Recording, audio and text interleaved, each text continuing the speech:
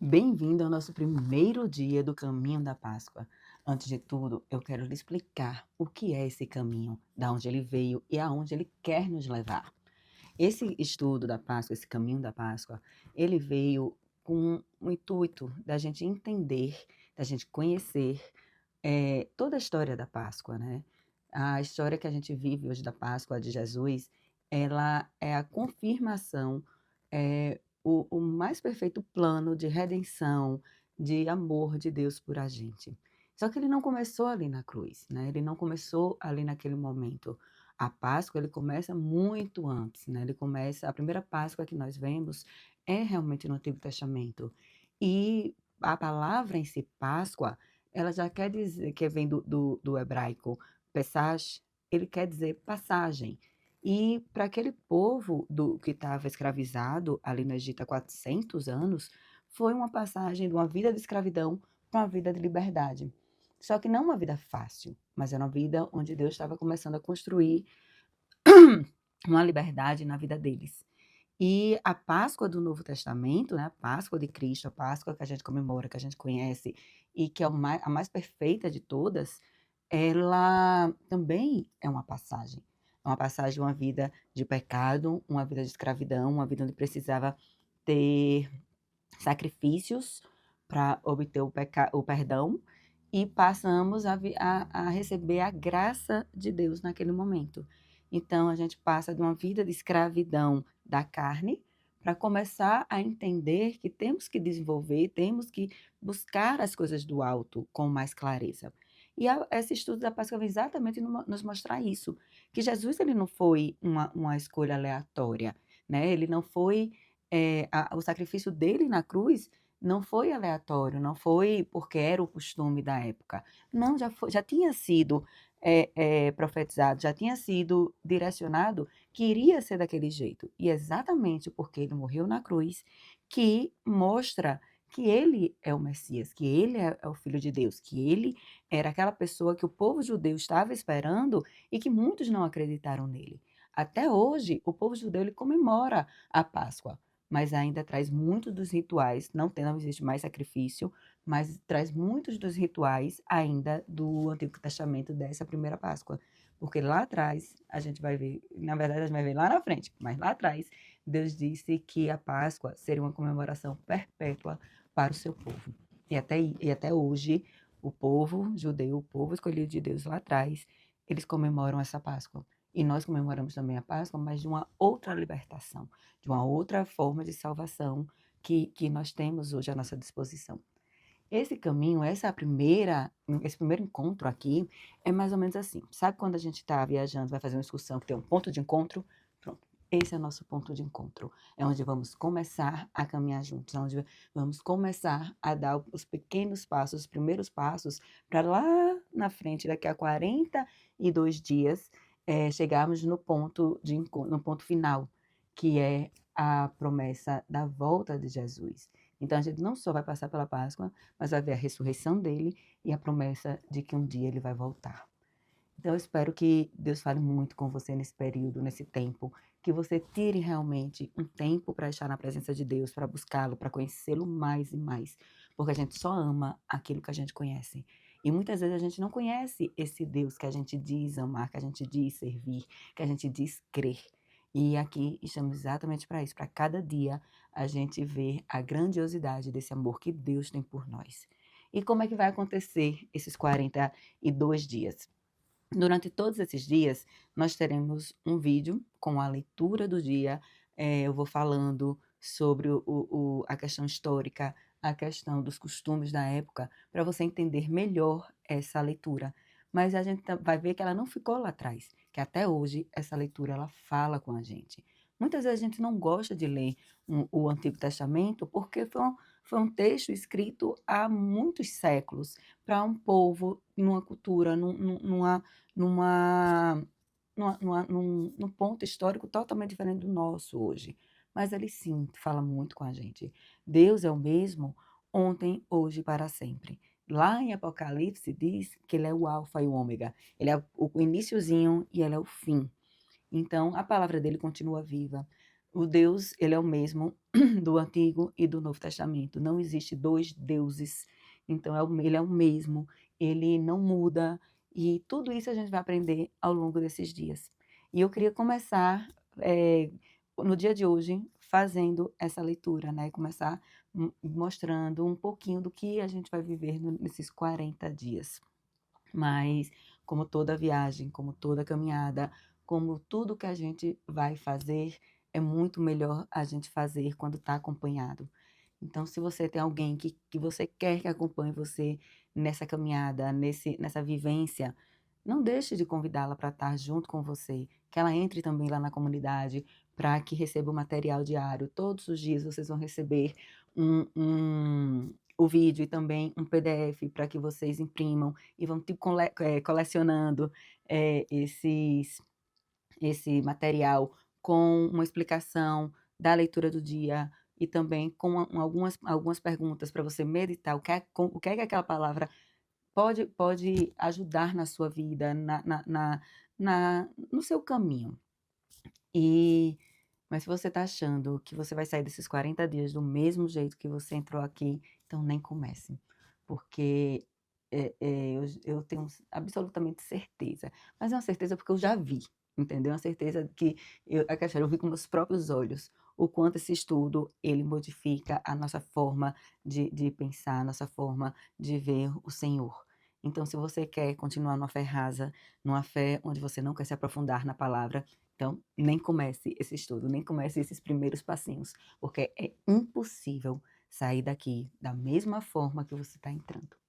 Então, vamos começar a nossa leitura de hoje. A nossa leitura, ela está no livro de Êxodo, né? O livro de Êxodo é o segundo livro da Bíblia, e você pode usar a Bíblia que você tem em casa, a Bíblia que você está acostumado a usar. Não existe uma Bíblia específica para esse estudo, para esse tempo. A palavra de Deus, ela é a mesma, independente da tradução da Bíblia. Só não deixe de pegar realmente na palavra de Deus, de tocar na palavra de Deus e ler e meditar nela, porque esse é o alimento que precisamos, né? Como diz lá no Pai Nosso, o pão nosso de cada dia. Então, é esse alimentozinho que a gente vai receber diário, essa porção que a gente vai receber diariamente. E a leitura está no livro de Êxodo, capítulo 3, do versículo de 1 a 12. E ela começa falando sobre o chamado de Moisés. E começa assim: Moisés apacentava o rebanho de Jetro, o seu sogro, sacerdote de Midian, e, levando o rebanho para o lado oeste do deserto, chegou a Horebe, o monte de Deus. Ali, o anjo do Senhor lhe apareceu numa chama de fogo, no meio de uma sarça. Moisés olhou, e eis que a sarça estava em chamas, mas não se consumia. Então disse consigo mesmo: Vou até lá para ver essa grande maravilha, porque a sarça não se queima. Aqui a gente já consegue pensar em várias coisas para falar sobre esse texto. Uma das coisas Moisés, ele foi criado dentro do palácio. Ele, quando era pequeno, né, tem lá, muitas vezes a gente conhece a história de Moisés, que ele é colocado no cestinho e é levado pelo rio, e a princesa, né, a filha do faraó, que o cria como filho. Então, ele não conhecia Deus. Ele foi chamado, ele foi criado como um príncipe, né, como um príncipe hebreu. Então, ele cultuava outros deuses, ele conhecia outros deuses, aquela história, o deus da fertilidade, o deus da chuva, o deus disso, o deus daquilo. Então, foi nesse ambiente que ele foi criado. E aos 40 anos, ele sai do Egito e passa um tempo no deserto e ele casa. E o sogro dele, Jetro, foi quem o instruiu um pouco sobre Deus. Mas ele não vivia aquilo, ele não tinha experiência com Deus. E aqui nesse momento é quando Deus começa a se apresentar realmente com ele. Muitas vezes Deus faz com a gente exatamente o que ele está fazendo aqui com Moisés. Ele criou um evento sobrenatural, um evento que chamasse a atenção dele para que ele fosse até ele. E às vezes Deus faz isso com a gente. Às vezes é um convite para um caminho da Páscoa, às vezes é uma doença, realmente um encontro sobrenatural que a gente não tem como negar a presença dele, que foi o meu caso. E tem várias outras formas que Deus se apresenta a gente, várias outras formas que Deus vem até a gente. mas ali é só um primeiro momento, é só um primeiro encontro. Ele nunca quer parar ali, ele nunca quer ter um relacionamento momentâneo com a gente. E aqui ele continua. Quando o Senhor viu que ele se aproximava para ver, Deus, no meio da sarça, o chamou e disse: Moisés, Moisés. E aqui é uma das primeiras coisas que a gente vai aprender sobre Deus. Ele nos conhece pelo nome. A gente pode até não conhecê-lo, mas ele nos conhece pelo nome. E muitas vezes ele vai sim nos chamar pelo nome. E é tão engraçado quando você escuta a voz de Deus lhe chamando pelo nome, que você fica surpreso, você realmente não entende como é que pode vir aquela voz. Muitas vezes não é uma voz que você escuta com o ouvido, mas uma voz que você escuta aqui no coração, que treme a sua alma, treme o seu espírito, e você sabe que é Deus falando. A voz de Deus, ela é inconfundível. A gente pode, tem muito barulho no mundo, a gente pode escutar muitas vozes, mas a voz de Deus, chamando pelo seu nome, ela é inconfundível. E o meu desejo é que você um dia possa experimentar isso. E Moisés respondeu: Eis-me aqui.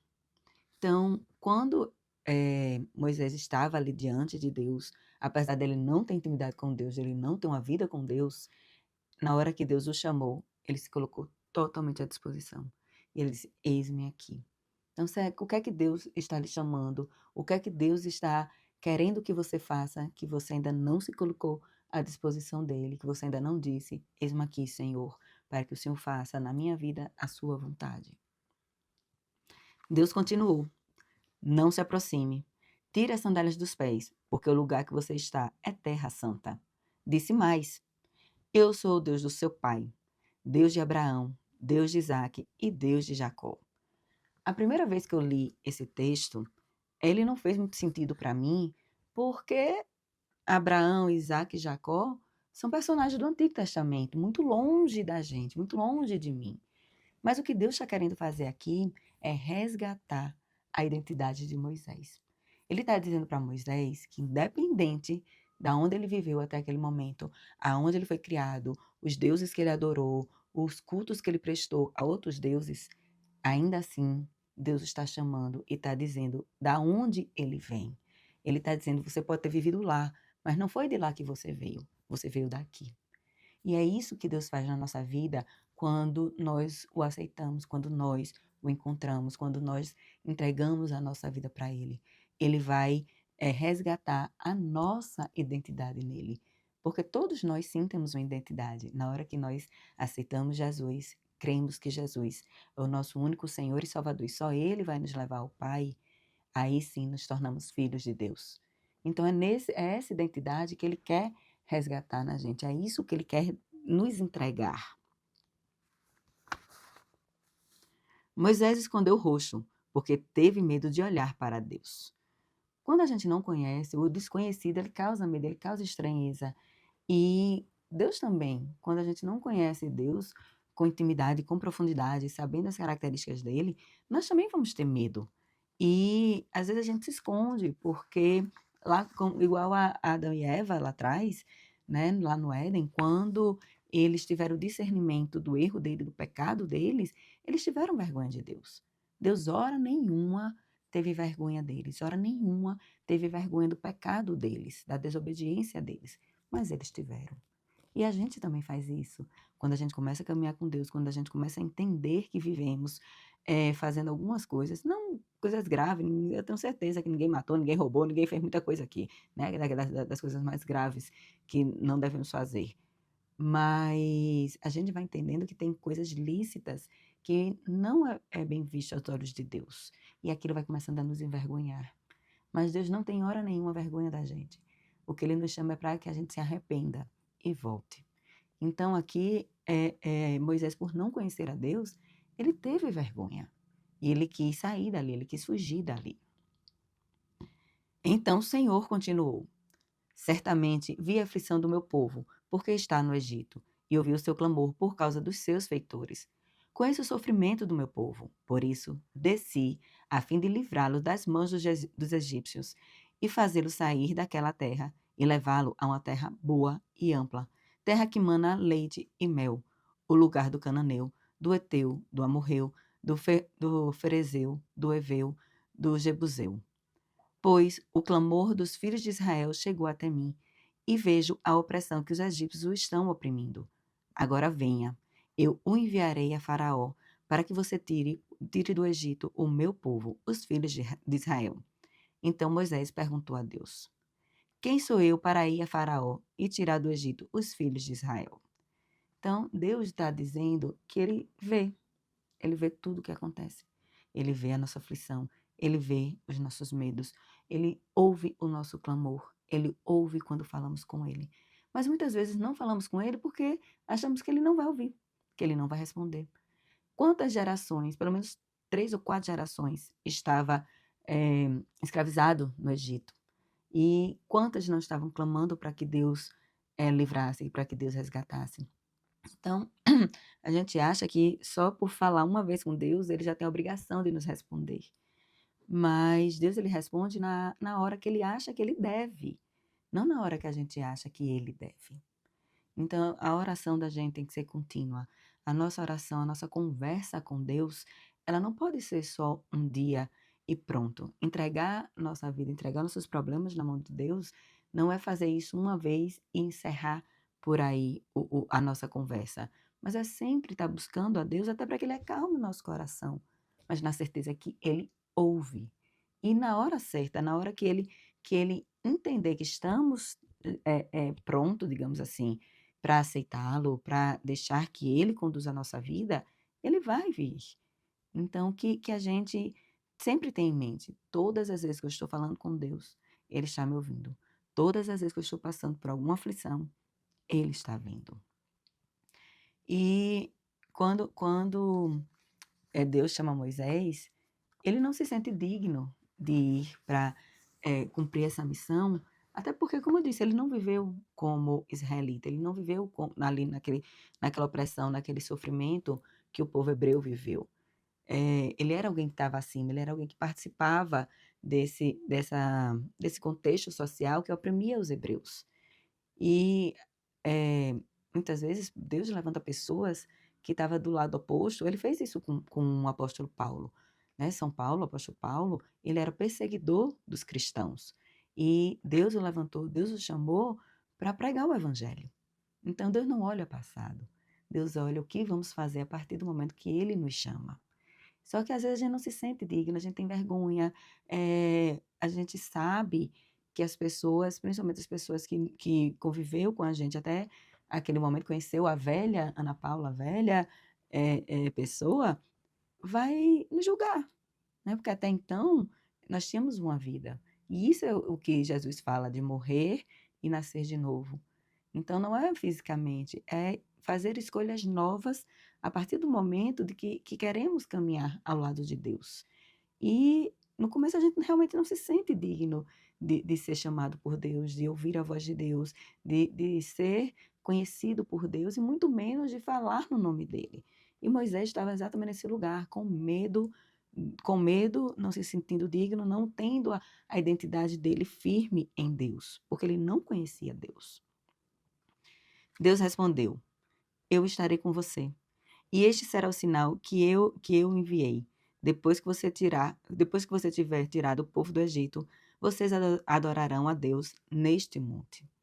Então ele está também ensinando uma outra coisa aqui para a gente, que ele faz, mas uma hora que ele faz, ele espera, não porque ele precisa, mas porque a gente precisa voltar a ele e agradecer, e prestar culto e adorá-lo e dizer o quanto ele é bom, o quanto ele é maravilhoso, o quanto ele cumpre com as suas promessas.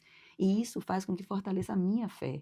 Ele não vai, digamos assim, vai descer por isso, mas a minha fé vai aumentar todas as vezes que eu reconheço que algo na minha vida foi feito por Deus.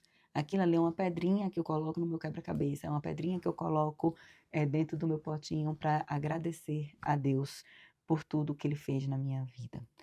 E talvez esse seja o seu chamado hoje, né? Para olhar para Deus, para começar a caminhar com Deus, para começar a conhecê-lo e ter a sua identidade formada nele, ter a sua identidade firme na presença dele. Então, se você começou esse caminho, hoje é só o primeiro dia, é só o primeiro passinho. nós iremos viver passinho por passinho até os 42 dias. E esse estudo ele foi feito, ele foi pensado para que cada dia a gente receba muito de Deus, muito da palavra dele, mas que ao mesmo tempo seja leve, que ele não precisa ser uma carga muito forte, assim, uma carga do dia para a noite, eu descobrir tudo, eu saber tudo, eu ler todos os textos que a gente vai ler aqui. Vamos fazer exatamente dia a dia. E nem todo dia a gente vai conseguir ver o vídeo, nem todo dia a gente vai conseguir fazer a leitura, mas tem o que a gente faça é o melhor que a gente pode com o que a gente tem. Se um dia eu perder o vídeo, eu perder a leitura, ou realmente eu não conseguir parar para anotar, para responder as perguntas da meditação do dia, que eu não pare por isso, que eu continue. Se eu conseguir voltar e fazer, ótimo. Mas se eu não conseguir, que eu continue. Deus tem muito a nos falar, e não é um dia que a gente não faça que ele vai se entristecer da gente, que ele vai virar as costas para a gente. Pelo contrário, é quando eu não consigo fazer, como Moisés está dizendo aqui, que ele disse: Eu estarei com você. E tenha certeza que Deus estará com a gente nessa caminhada em todo momento, porque Ele quer que você o conheça, Ele quer se apresentar a você e Ele quer firmar a sua identidade nele. Então, mais uma vez, bem-vindo a esse caminho, que hoje seja apenas o primeiro dia de uma longa caminhada. E lá no final, que a gente possamos voltar e adorar a Deus, do quão maravilhoso Ele é. Que você crie o hábito de anotar tudo o que Ele vai falar com você, porque quando você estiver lá na frente, que você voltar, você vai ver o quanto Ele falou. Por mais que você ache que você não ouve a voz de Deus, não tenha dúvida que Ele vai falar muito com você. Ele vai dizer, colocar coisas no seu coração, coisas na sua mente, renovar sua mente de uma forma que você não conseguiria se não fosse com Ele. Então, que Deus esteja com você, assim como eu peço que Ele esteja comigo durante essa caminhada, que a gente possa receber muito de Deus e ter a nossa vida transformada através dele. Até amanhã.